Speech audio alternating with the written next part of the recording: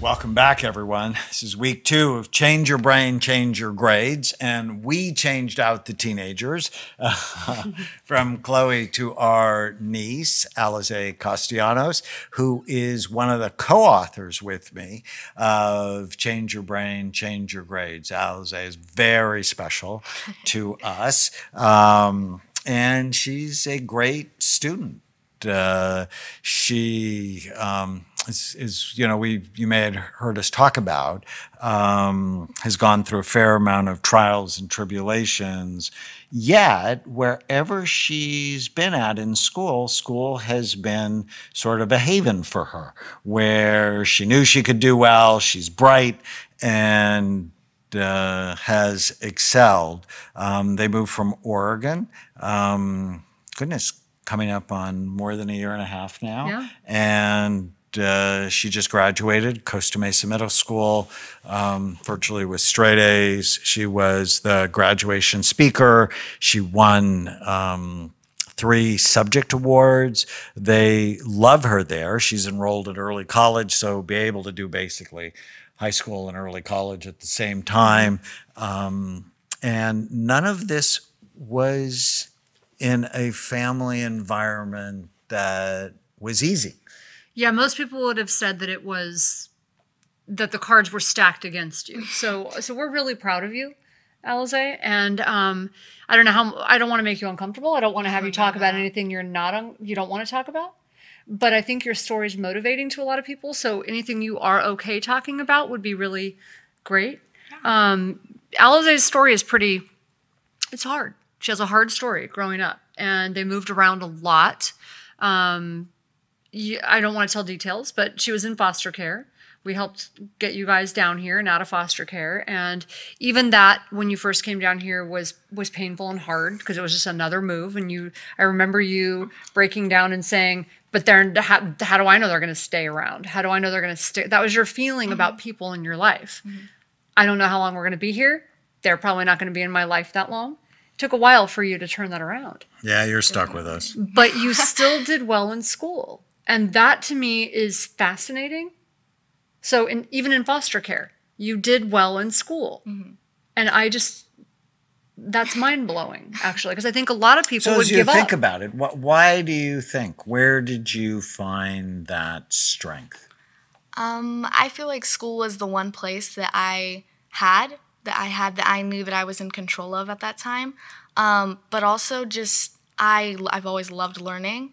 And when I was able to really apply these habits they're in the book, but just things like that, and I saw the success that I was getting out of it, that just made me feel really good, And I've always kind of looked to the future. I've had a mind like that, and it's like, do I always want to be in this situation? No.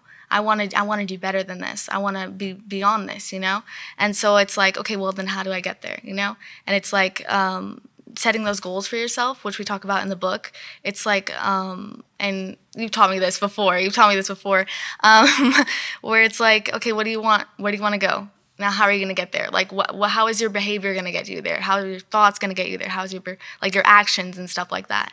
And so I just feel like school, that's why I put so much into school. And has it always been easy? No. There's been times where I've missed a lot of school because I had to take care of my mom. I had to skip school because I was like pretty much on the run with my family, And there's been times where it's just been crazy, where my home environment has been so stressful that it's so hard to focus on school. But I just feel like school's so important, and if you really put a lot into it, you'll get that same out, So it's those 3 words we talk about. Does it fit? Does my behavior fit the goals I have for my life? And one of the exercises in Change Your Brain, Change Your Grades is the one-page miracle, which we talk about a lot. And I think I talk about it a lot because it's so important to tell your brain what you want so your brain can help you get it. But it's really defining, what do you want in your relationships? What do you want in school? What do you want in work? What do you want for your money? What do you want for your physical, emotional, spiritual health? What do you want? So it's not me telling you, you should be this way, you should be that way. It's what do you want? and does your behavior fit, right? Because then it's never about should, it's about fit. Does it fit what I want? Well, and we're just so proud of you. I mean, I think so many people would just give up and just feel like there's no hope for me. And I think a lot of people do. And so your story is inspiring, I think, to a lot of people who, and we're not going into detail. The story's hard, okay? It's been hard. And yet you have managed to be this ray of sunshine. Literally, just a ray of sunshine, and sweet and kind, and our teachers love her. And that's sort of mind-blowing when you really think about it. So you choose to do that every day. Now, I've seen the other side. I've seen this girl break down when she gets home. So we've worked with you a lot on killing the ants, right? We talk about killing the ants, the automatic negative thoughts, because you hold it together at school, and then you would get home and sort of fall apart. So let's do a whole lesson on that next time. Okay. But for this one, let's really focus on clarity of goals. That if you're going to change your brain to change your grades, the first thing you have to do is know what you want. Definitely. So as you look at your life, getting ready to go into 9th grade, well, what do you want? What do you want for you? Like for me, I know that when I look to high school, I want it to be a very bright experience. I want to get a lot out of it. I want to be a social person. I want to be balanced. Obviously, that's one of my biggest goals because I know what it's like to be unbalanced. So I know the polar opposite of that. And so that's why I can't stress that enough, being balanced. And I want to be successful. I want to strive and I want to thrive in high school. I want to be able to set myself up for success in the future. And that's one of my biggest goals, is like building those blocks up so that I can look back and be like, I did something great. I did something great and now I'm here. And I feel like, back to what Tana said, just a little rewind. When she was saying, she was like telling me, oh, you a ray of sunshine, this and that. But one thing about that, I'm not always that way. I mean, like you said, but also just the immense support that I've been surrounded by, like that I have had with you guys, and like the things that you guys have taught me, that really has helped me get where I have been today. And so support really does matter. Yes. And one of the things I've noticed about you, and this is so important if you're listening, whenever I ask her how she is or how her day was, almost immediately she goes, how are you? And how was your day?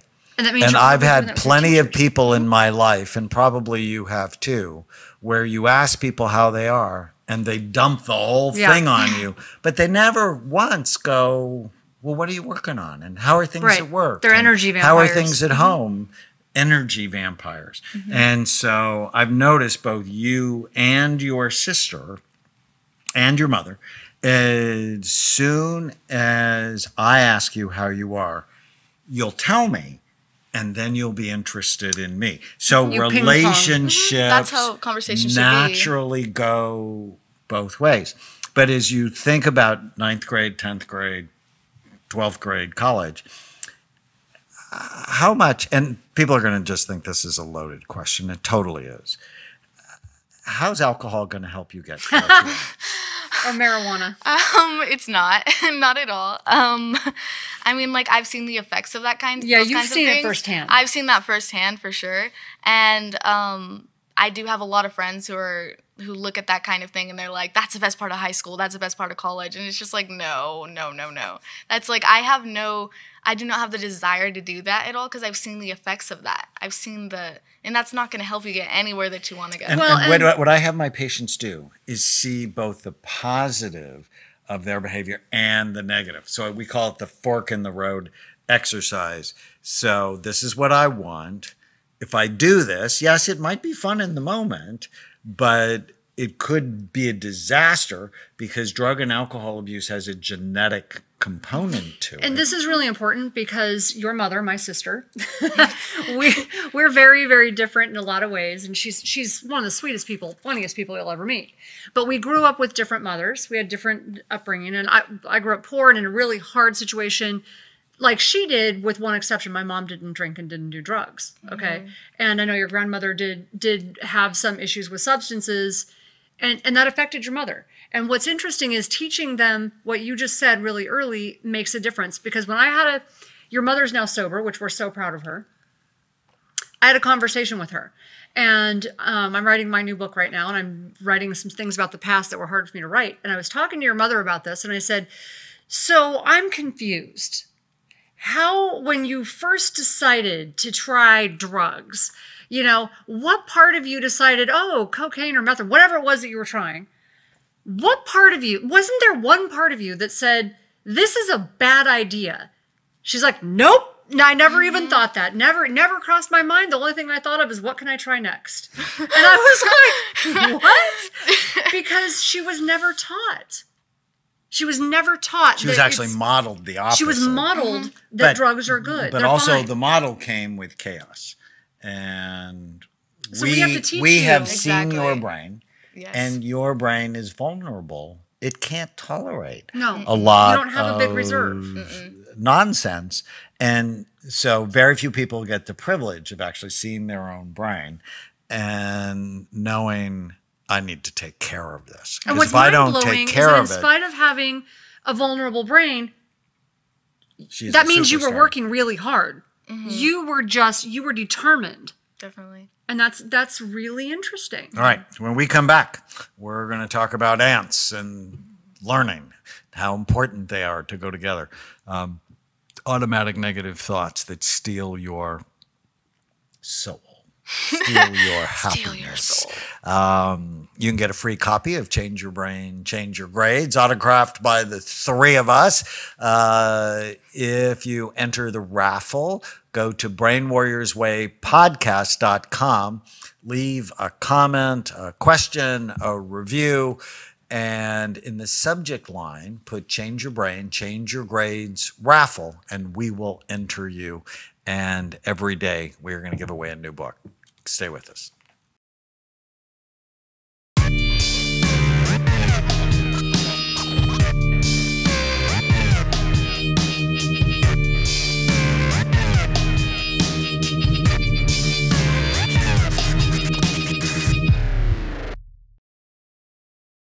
Welcome back. It's such a special day. We are talking about Change Your Brain, Change Your Grades.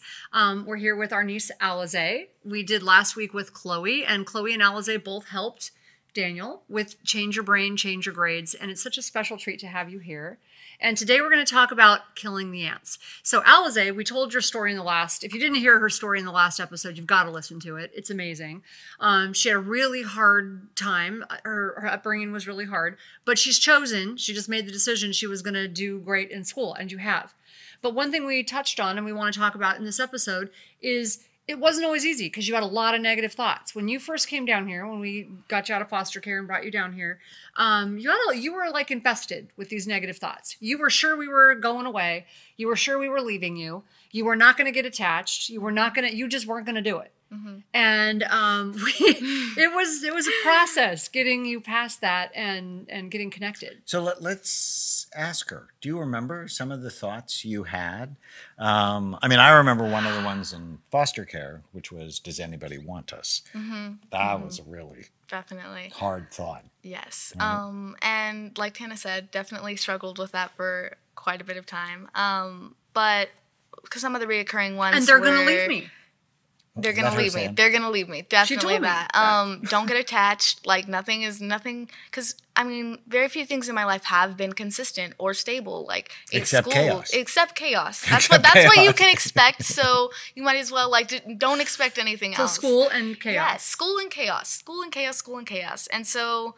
I know one you told me. Don't count on anyone. I can only count on myself. Yes, that's one that's been so big for me. It's like that kind of independent thing. Like but not even just independent. Like don't count on anyone. You cannot trust anybody. Like I can't trust anybody. Nobody cares. Everybody's in it for something else or like something like that. Like everything like that. They don't really want to help. They're gonna leave me soon. Like this isn't forever. Like I need to get ready to pack up my bags again. Like there's so many ants that the exterminators came to town. So we were good after that. Yeah. So how did you manage? Because I've noticed your anxiety still pops up, but it's so much less done before. So what are some of the things you've learned? I mean, obviously having support and consistent people who love you and care Consistency about. for sure. Definitely. Stability, It took the time. stability I've had. Yes. But you have a role in that, right? See, I always try to teach my patients not to blame other people for how their life is turning out and go, what kind of influence, right? Because you could have ran away. You could have not done well in school. You could have hung out with the wrong people, right? Because they're everywhere, right? But you didn't. So walk us through that process. What were some of the things that were really helpful for you? So one thing about me, I've just always like assumed responsibility for my own, where I go in life and like my own success, because if nobody else is really gonna, or nobody else in the past has like stepped up for me, then I'm gonna do that. Like it's gonna be for me. I'm not gonna allow myself to go do those kinds of things because, like you said, that has nothing to do with where I want to go. But there's anxiety like crazy. I've had it a lot, whether it be about, oh, they're going to leave, or, oh, this and oh, that. But for me, I've had some really amazing like coping tools and like coping skills that have been in my toolbox that you guys have introduced me to, like killing the ants and like actually talking about it, which for one, that I never would have done before. I never would have done before because I felt like if I vocalized it, it was real. It was finally real. But it is real, even if you don't vocalize it. And when you talk to somebody, it works wonders, honestly. Pain shared is pain divided. Exactly. Yes. Meditation, definitely. When I'm able to visualize about being in a better place when I'm in that bad place. And visualization, like that's amazing. And just those deep breaths, getting zen. One of the first things we taught you when you were having a panic attack was how to breathe with your tummy and how to slow your breathing down. We also helped you with some supplements and put you in the oxygen chamber. And the oxygen chamber is not what a lot of people listening aren't going to be able to just go out and get into an oxygen chamber. But I know we did do that, and some supplements probably helped. And your nutrition was definitely not optimized before. No. Ooh. So that bad. We had to get you to break up with hot Cheetos. Yeah. It was tragic, but Do you I'm so know happy. that KFC now has a hot Cheeto sandwich? Wait, we have to tell the not story. We have to tell the surprised. story I about her can't say selling I'm food at surprised. school. We have to. That's hilarious. This speaks to your survival instinct. Yes, it when she does. first got here, Little hustler. and now she doesn't have to do this anymore because we're involved, right? Yes. Tell the story about how you were selling food. So my school has a vending machine, and I decided that it would be a good idea to buy hot Cheetos for like $1, like buy many bags, and go into class and sell them to kids for $2.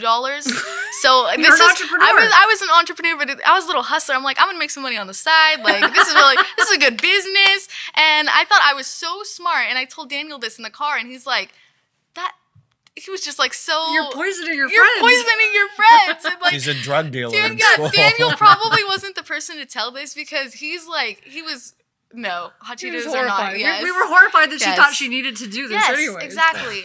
But these are the But it was kinds very of things. entrepreneurial. Yeah, see? Keep me around. And yeah. All right, So so let's that's how talk you about survived in the past. Yes. Yeah. I'm gonna let's sell talk hot about Cheetos. killing the ants. Oh, Whenever God. you feel sad, or you feel mad, or you feel nervous, or you feel out of control, which was basically most of your Every life. day. Every day. We want you to write down what you're thinking. So rather than ignore it, write it down, because when you write it down, it helps to get it out of your head. And then you can ask yourself, is it true? Can I absolutely know if it's true? How does this bad thought make me feel? And when you answer that question, you go, that's why you feel bad, because you have bad thoughts. Yes. And turn the original thought around. So, I can't depend on anyone. Write that down. I can't depend on that. Is that true? Well, it's my experience. Is it absolutely true? Well, I don't know. Right? And then when you turn it around, I can depend on someone. It's like, well, do you have evidence that you can?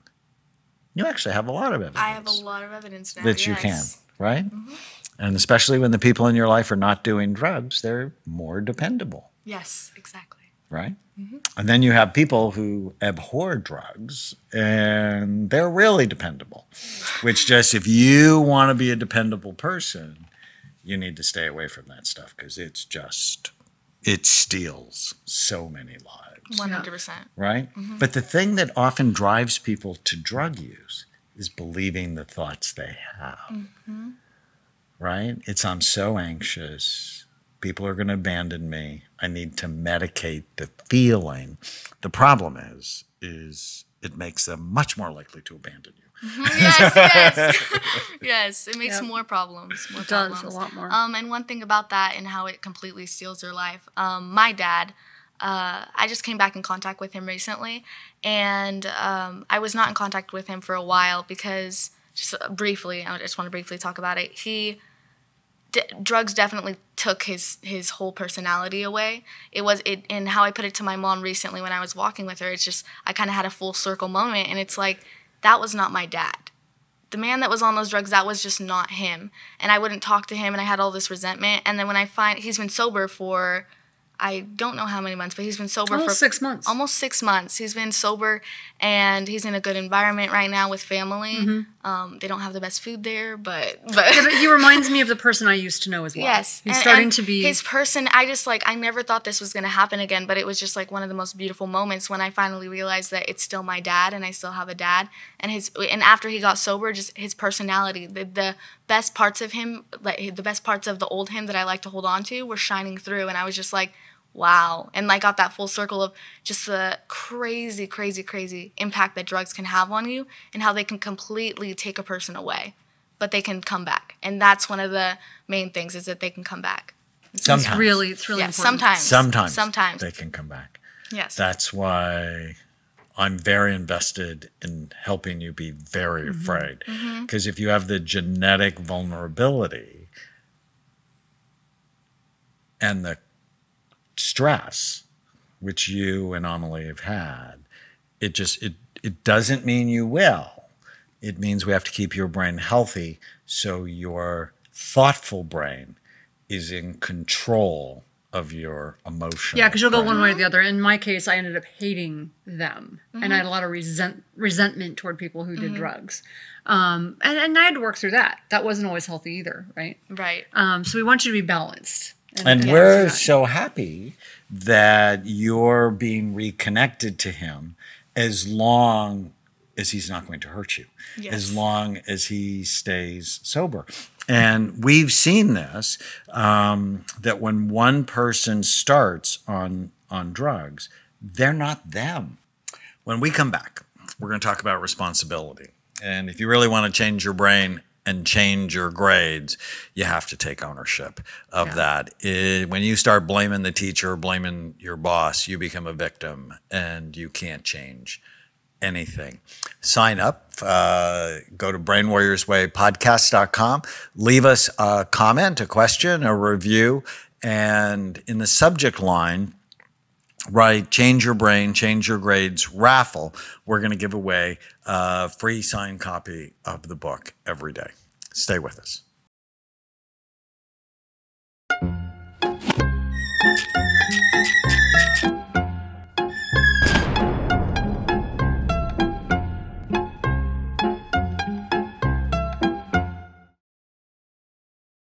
Welcome back. We're talking about Change Your Brain, Change Your Grades with the co-author, Alize Castellanos. We are so happy that you are in our lives and that you helped me with this book. And it's so joyful for me, because I realized when I wrote the first version of it, it was 1982, and the internet had not been invented. And that's sort of using computers for homework. a big deal.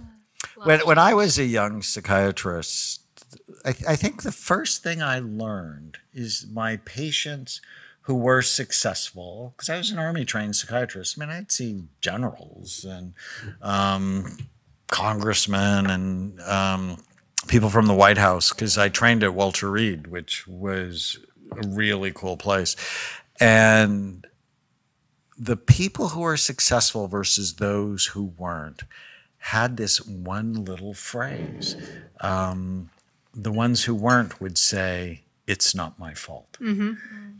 And they blamed So other true. people for how their life turned out. And So true. in one of my earliest books called The Sabotage Factor, I wrote about all the ways we mess ourselves up from getting what we want. And number one is blaming other people for how your life turns out. Now, you could blame all sorts of people for how your life has turned out. Well, especially And because kids are actually victims. You know, until you are able to take responsibility, that's what frustrates me, is that I get frustrated when children are hurt because they don't have a choice. And that makes me super angry. But staying in that Right. victim place, And that's what we wanted to help empower you with. is the kiss of death. Right. Because whenever you say it's someone else's fault, you're a victim and you can't change anything. And one of the things I love about you is, even though clearly you were a victim, Right. of And you couldn't the change it. behavior You couldn't of, change foster of care. your mom and dad and the system, you still did well in school. You still took the things you could do, Yes. and you excelled. Focus on what you can do, not on what you can't. Definitely, definitely. Because dwelling in that place, it just does you no good. And when you look at it, it's like, I don't want to live that way, that kind of victim mentality. Like, I know that Tana, she does not like victims. We know this. Hates the word. Tana does not like it. And Tana has had the opportunities in her life to be a victim, but she's chosen the exact opposite. She's always chosen the exact opposite. And I guess, like, at this time, like now, of course, I definitely take that example. But before, I kind of still had that mentality of, like, I assume responsibility for myself. Like, if nobody else is going to step up to bat for me, then I'm going to assume responsibility for my success. And the difference between me and somebody else who would be in a similar situation and go south is that I see the pattern and I see that I don't want to do that. And that I don't, do I like the way that, when I was in this place, do I like the way I'm living right now? No. So what am I going to do to get myself out of this situation? And I've kind of had that mentality where it's like, I'm on a mission to do better, to be better than that. And so, yeah. And it wasn't easy. I mean, there were times where you were sad, you were depressed, you were scared, but you still focused on what you could do and how to make it better. And that's what you can do. And learning to reach out is so important. That was a hard one for a while. That was Yeah. definitely a hard one for a while. Yes. Yeah. But And But now then you've you got- figure out who you trust, who you can't trust. And you said something earlier that I just wanted to comment. It's like you didn't know why they were doing this. And I treat a number of young stars, and trust is such a huge issue. And a long time ago, I came to believe that everyone really is out for themselves, but it's more, the more sophisticated they are, the harder it is to tell. You just need to make sure your goals are aligned, right? So if people are out for themselves, when I went to your graduation and you were the graduation speaker, that made me so happy, right? Yeah. So helping you has made me happy. Now, I'm doing it, I think, for the right reasons, because I don't want you or your sister to repeat the insane pattern of the past. But I get something out of that, right? I mean, I get joy, I get happiness, I get purpose, I get motivation. And I don't feel bad about that at all, right? You just want to make sure your goals are aligned with the other person. Like, one of my young stars said, my manager controls me. And I looked at him, I'm like, absolutely.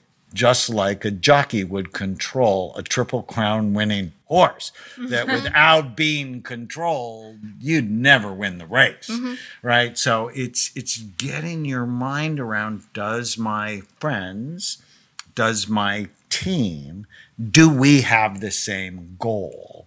And if we do, well, that's the reason you're in it. And one thing about that, the friends, are my friends, do we have the same goals? It's like, how do you expect to live a different life if your friends are still living that life? Like, how do you expect to to be successful and to break the pattern if your friends are still in that place. People are contagious. People are so contagious. And I've learned a valuable lesson about this. And Daniel has taught me this.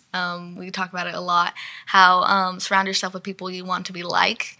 And it's and that's just the question. It's like aligning your goals and finding your people and surrounding yourself with that support and those kinds of people. And now I feel like I have friends that are completely supportive, and they all want to, they're kind of going the same way. And that was hard because you were the new kid. Yes. Right? And the new kid easy to gravitate. often gravitate toward troubled, lonely kids because they're the ones that want to soak up new friends because they're lonely. Yeah. Right? But they may not be the best influence for you. You become like the people you hang out with. So whoever you want to be like, you find those. For, one of the things when we were talking about reaching out, and you were saying it was really hard and whatever. Now, one thing I've noticed is you even reach out. You've got some teachers you're really close to. And so speaking about this book, it's really important. I met one of those teachers at your 8th grade promotion, and you were the speaker, and we were so proud of you. But you introduced us to a teacher who's been really influential in your success. And because you have learned to kill some of those ants, because you have learned to reach out and trust some of these teachers, that's been an important part of your journey. 100%. So yes. knowing which teachers to reach out to might be important, but it is important to reach out to them because they can be very helpful and instrumental. I remember I had several teachers that were instrumental in my journey. And so it's a really important thing to do and to know. Definitely. And it's a skill. Yes. So you've had many mentors Yes. over the years. Yeah. And we actually got to scan one of them when Tony Robbins came to the Yeah, clinic. I was so excited. That was really fun. But they have played really important roles for you. What advice would you give to the people listening and to Alize about developing mentor relationships? So it's interesting because I came from a hard background too, and definitely not money. So yeah, the opposite of money. So I was pretty poor growing up.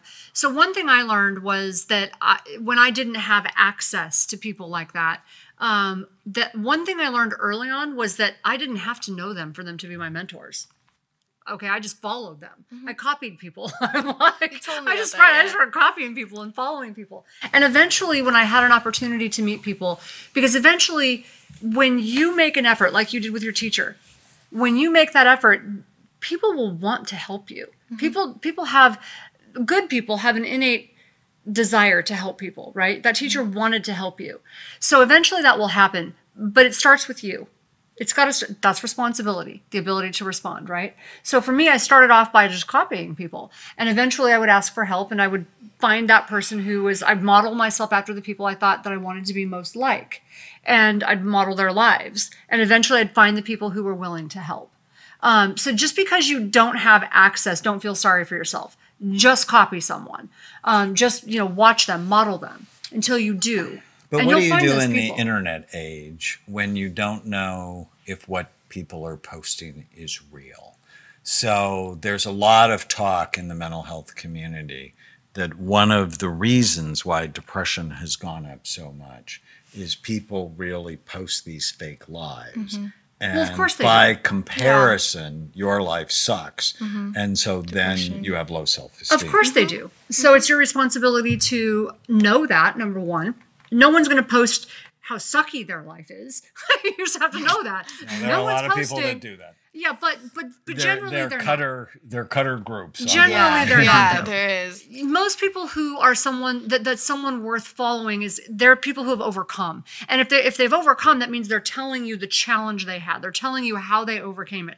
They're telling you how they got to where they're going. It's not all roses and sunshine. So I think you look at the people in your life, the real ones, and you go, who do I want to be like? Right. And you model it. Right. And if you want to go to prison, hang out with prisoners. Exactly. And if you want to go, hard. It's not that hard. Even eating in restaurants, I wouldn't know what to do. Like I didn't know etiquette. So I just started watching people. I mean, that's in a sense is just finding someone to model. I would watch what fork they used, how they used their napkin. You can do this. You just have to find the right people to model. You actually learned really well.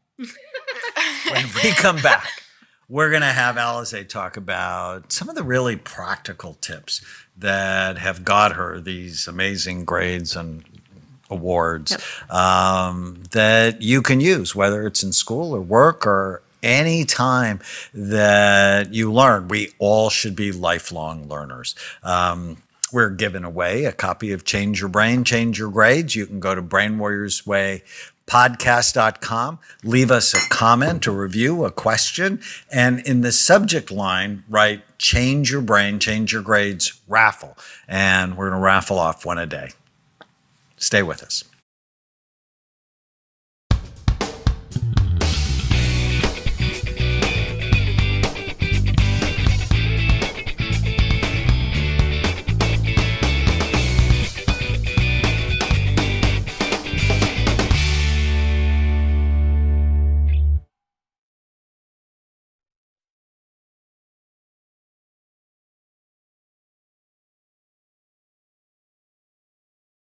Welcome back. We have just enjoyed our time with Alize so much. Change Your Brain, Change Your Grades, out September 17th. Get it anywhere where great books are sold, or enter our raffle. Go to Brain Warriors Way Podcast, leave us a comment, a question, a review, and in the subject line, put Change Your Brain, Change Your Grades raffle. And we're going to raffle off a free book. So we're going to wrap this up and give people like really practical tips on as you approach learning and you approach school. Just talk about some of the most important things you've learned. And Tana also was an awesome student who graduated from Loma Linda. And I'll throw in a couple as well. So what comes to mind when I said, you know, what are just some of the most important things you do to have a better brain and better grades? Definitely balance, keeping that balance. Like studying, it can take a lot of your time up during the school year. Definitely taking breaks in between, and whether that be taking a walk, doing this, doing that, that's so important to prevent burnout, just to start off with. But the approach to school and studying, I feel like that's very important. The approach you take to studying really determines your whole experience with studying.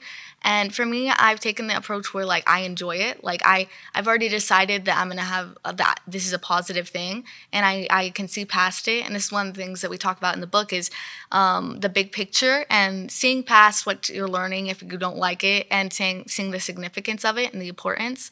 So definitely like keeping the big picture in mind. That's always helped me because I'm like, why am I doing this? Like this is so excessive, but if you really see the importance of it, it helps a lot having that perspective. And looking at it from someone who's 65 in 2 weeks, so much of what I learned would have been relevant if I would have kept it in my head. Right. It's like I had that sort of bitterness, you know, it's like, why I'm never going to use this. And, you know, like when I decided to be a psychiatrist, it's like, well, why do I need to learn about the gut? And why do I need to learn about the heart? And now that's like all I talk about. Yeah, exactly. So funny. It's like, and I love what you said. Enjoy the process. The process is so important. It's just the journey is so important, and so many kids don't realize that. One of the tips that I would have, at least that really helped me, and I loved college, loved it. Didn't like high school so much because I was under a lot of stress too, but I loved college and leading study groups. So being a part of a study group, but teaching. So in school we had a saying in nursing school, see one, do one, teach one, because it's when you teach. So I also would do tutoring in study groups. That's when you know it. And to teach it, you have to really know it. So that would really help me. There's a whole chapter in the book about that. Chapter 10, 2 heads are better than none. And actually how to study with a partner. And if you are able to lead the study group, because I did that as well, then what you're doing is you're not only helping them, you're solidifying the information in your head. And so good for them, good for me. That is the win-win. Yes, I agree. Most definitely. Something else?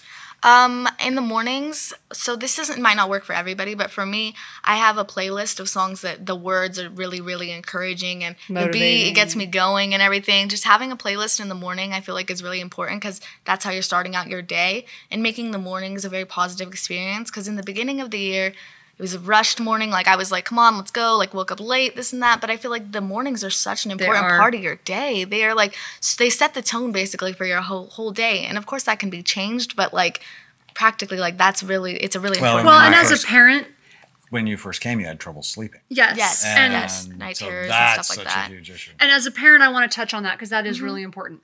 So because of now people know that I have a lot of stress in our family. So lots of drama in the family overall. I had a rule in my house because I thought it was so important for my daughter. I thought it was so important for Chloe to have mornings be stress-free, unlike my mornings growing up, unlike your mornings growing up, that I had a rule. Don't call me before 9 unless you're bleeding out. No one was allowed to call the house before 9 o'clock in the morning because that was the time that I set up for her to be a positive experience before school was a good experience. And I would do rituals with her to make it a good experience because it matters. It matters sending kids off, how you send them off. Including having breakfast. Yeah, together. Healthy breakfast. Kids who have protein in the morning, they do better. I'd make her breakfast every day. So you have to balance your blood sugar by what you eat. So nutrition is important. I love the playlist idea because you're choosing how to direct your mind. You're not a victim of the thoughts that just come into your head, and often they're not positive. I mean, we evolved in an environment that was dangerous for humans. We evolved. Yeah. So when we wake up, we're often focused on, well, what's the thing that's going to eat me today? Right. And even though those things are long gone, our brain automatically goes to the negative. But by choosing to help it go to the positive, and you and I talk about when your feet hit the floor, go, today is going to be a great day. And when you go to bed at night, what went well today? Yep. And it's amazing, I'll go to bed and might not be in a great mood, but as soon as I say a prayer and do what went well today, I just remember all the cool things that happened. Gratitude, like doing this podcast today with you. That's going to be one of the 3 things I'm going to think about today. Yep, absolutely. So you can actually direct your mind. How cool is that? That you can direct your mind. The other thing I did, I came prepared to class. I actually would read ahead of time. I'd often outline the chapter we were going to talk about because it's no more studying. Right. It's actually less because if you come prepared, then the lecture reinforces it. And then I'll have my notes that I've honed during the lecture, and I'm feeling good about it. I know one thing I did, and most teachers liked this. Every once in a while, they look at a teacher who's rigid and won't let you do it. So I would go, because I was trying to graduate early, so I was taking extra classes, and it was hard, right? I had a lot of work. So I would go in advance, and I would, we had a paper due in every class, usually more than one paper due in every class, a research paper. So I would go in before the quarter started, and I would get all of the information I needed to write the papers. I'd get everything I needed to know to do. And I'd have all my papers written before the quarter started. So I would do that during the break. And so that would give me that head start. It would give me that advantage because I had a heavy load. I was trying to graduate faster than I was on a fast-paced, fast track. And but I had one professor that just was rigid. He's like, nope, you have to do it the same way everyone else is doing. I'm like, why? Why? If I'm smart enough to come get an advantage, why aren't you going to let me do it? But he wouldn't. So, but most of them liked it. Most of them, were like, oh, that's a good idea. If you're willing to get ahead, then do it. So, well, and one of the things you do that I've noticed is you work on having a good relationship with your reasonable teachers. Yeah, you do. Now, not all teachers are reasonable. They're not. No. And so to all of you unreasonable teachers, pay attention.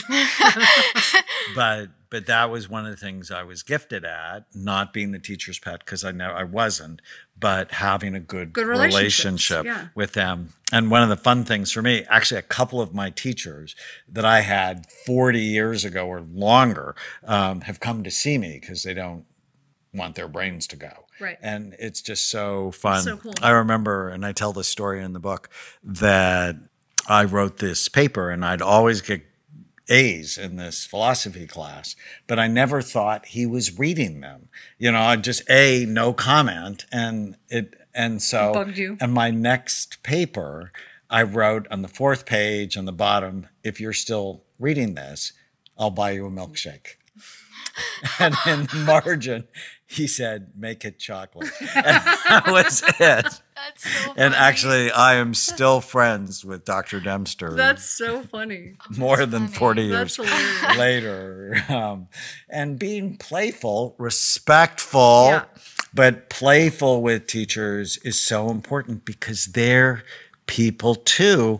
And so having empathy for them, not just thinking about you. You know, one is trick, critical. one really good trick is something called matching and mirroring. So, because sometimes it's hard to understand how to communicate with especially people like teachers, because you're a kid and they're not, they're adults. One thing you do is you match energy, you match communication style. And I would do that sometimes with my professors. And that's why the one that ended up writing me a letter of recommendation and thought I should go to medical school he was my anatomy and physiology professor. He was argumentative. And so I was more intense with him. I was more argumentative with him. But we got along so well. I would never normally do that with some of my female professors that were much more, Proper. Yeah, no, I would never do that. So knowing your audience is really important, right? Knowing who you're talking to. Which means you have to take care of your brain, because being able to read other people is a brain function. And if your brain's not right, you'll never be right. Well, we hope you pick up a copy of Change Your Brain, Change Your Grades.